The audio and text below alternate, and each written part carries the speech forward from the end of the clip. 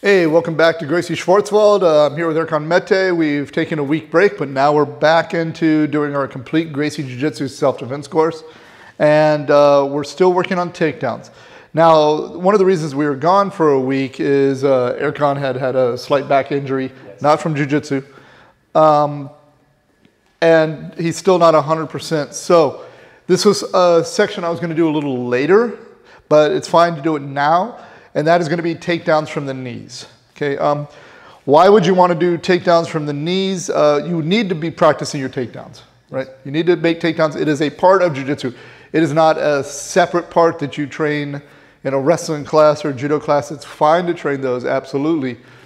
But it's not a separate art, right? It is part of the art. As I always say, like, if you can't get the fight to the ground, then all your groundwork is useless, right? So, but the problem is a lot of people when they start, or maybe older people, they're nervous to start from the feet and working for takedowns because, especially with beginners, they're using so much power all the time. And the more often you're using power, the more chance there is for injury. So, you know, this is why you maybe have an overzealous white belt catching Kimura, and what's he going to do? He's going to rip it too hard.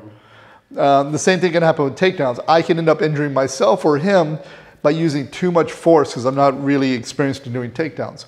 So one of the ways to work around that, or what happens often, is people then just go, well, let's just start on the ground. And what do, right? They tap, they sit. One guy plays guard, the other guy is here, you know, and if it's a lot of sport jiu-jitsu schools now, what, it's double sleeve control, you're standing, right? And now I'm playing here, and, you know, we're doing this, and this is what 99% of the jiu-jitsu schools, to me, look like, right? Yeah. It's one guy playing open guard and one guy standing. And so, yeah, and that's all fine. You need to learn that, but, you know, you don't learn to do takedowns, right? So, I encourage you, if you're not comfortable starting from your feet, both of you start from your knees. I know it's old school to do that. You just pull guard because there's too much work to do. But especially for our self-defense and my philosophy on takedowns, which I've covered a little bit before. Can I get you a stand? Right? A lot of our takedowns are done from where? Here. For beginners and just as a default, right? Because it's easier. If I don't get the takedown, we covered one today, if I don't get the takedown on the knee tap, I'm still in good position to clinch and work other things. Versus, you know, if you're a beginner, you're out here trying to shoot single legs and double legs, you're a little bit nervous. And of course, first time you do, what happens? You get guillotined and you're like, man, yeah, just let's not even bother. Let's just start on the ground. Or you get thrown really hard, boom, and you hit the ground hard, and you're like, oh, I can't breathe. I don't want any part of that. So we prioritize learning all the ranges, but fighting from the clinch, right? Again, because can I smother your punches here, right? And because, again, a lot of fights don't start, you know, are you ready? Are you ready? Let's go. And I'm shooting singles and doubles out here. We're face to face. So for me to drop to a high crotch or low single from here can be a little difficult, especially if we're in a public area where there's not a lot of movement. But can I work from, you know, here to take down here, right? So it's more effective to learn this upper body style, right? Now, when we start on our knees, I can master learning all this balance and base and pummeling and clinch work without having to worry about I'm falling from up there. Like if you knock me over from here, that's not a hard fall, right? So instead of just going, well, he's going to stay on his knees, or yeah, he's going to stay on his knees, so I'll pull guard. Because one of us has to be guard, one of us has to be on his knees. Right? That's just somehow the unspoken rule. Start from your knees, you know. Occasionally, of course, start from your guard if you want, but start here and learn to play this game, right? Learn to wrestle each other. We do this a lot at our school, especially if we're injured, or sometimes I make you guys just work it so you really get that upper body. Yeah.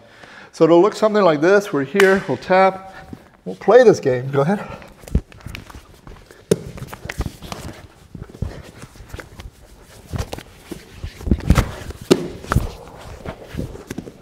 Here. And that's no different than if we were standing, right? Yep.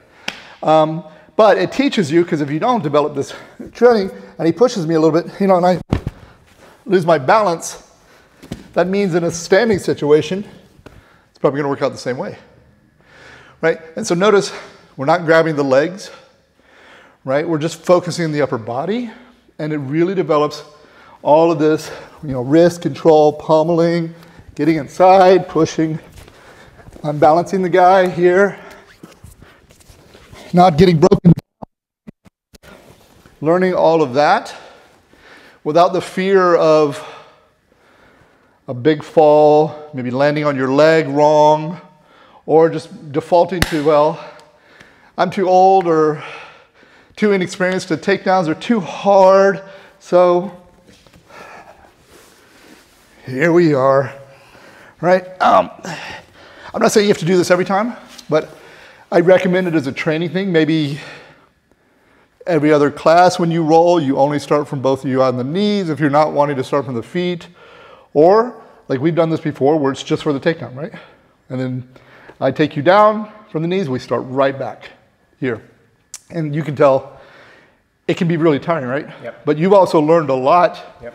So when you stand up, there's a lot that he's learned from here that he'll get me in positions here where he can go in and here, hit his uchimatas, hit all this that you developed from playing that without having to worry about boom. That's right.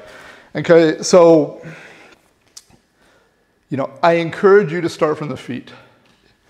But if you're nervous about starting from the feet, spend 6 months, spend a year, both of you starting from the knees, learning to wrestle from the knees, learning how to, tie up collars, underhooks, whizzers, taps, bumps, off balancing the guy, wrist controls, fighting these games.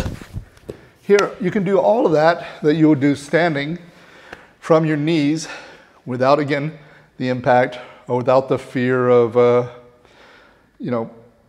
getting injured. And then also without just kind of going the other end and going, well, it's my lot in life, I'll just play guard. Okay, so you're going to see a bunch of takedowns from the knees. Most of those you can transfer to standing when we get there. But you'll be able to practice these as kind of a baby step to the big standing takedowns.